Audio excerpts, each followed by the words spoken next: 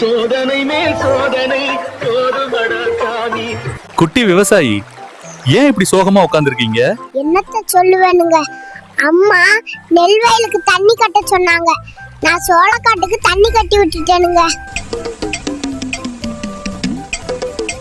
அச்சச்சோ, என்ன இப்படி பண்ணிட்டீங்க? சரி பரவாயில்ல, ஏதோ ஒரு காட்டுக்கு தண்ணி பாய்ச்சிட்டீங்களே, விடுங்க. இங்கதாங்க ஆண்டவன் என் வாழ்க்கையில விளையாடிட்டாரு. சோளக்காட்டுல சோளம் விதைக்கவே இல்லைங்க. அச்சச்சோ, என்னங்க ஒரே சோகங்களா இருக்கு. அப்புறம் என்னாச்சு? அம்மா என்ன சொன்னாங்க? அம்மா சொல்றாங்க, நீ தண்ணிய மாத்தி விட்டதை கூட மன்னிச்சிருவேன், ஆனா விதைக்காத வயலுக்கு திறந்து விட்டதை மன்னிக்க மாட்டேன்டான்னு சொல்லிட்டாங்க. அம்மா சொன்ன ஒவ்வொரு வார்த்தையும் நெஞ்சில முள்ளு தச்சது மாதிரி ஆகி போச்சுங்க. பரவாயில்லைங்க, அம்மா சொன்னா நல்லதுக்கு தான் சொல்லுவாங்க. நான் போய் வேலைய பாக்குறேனுங்க.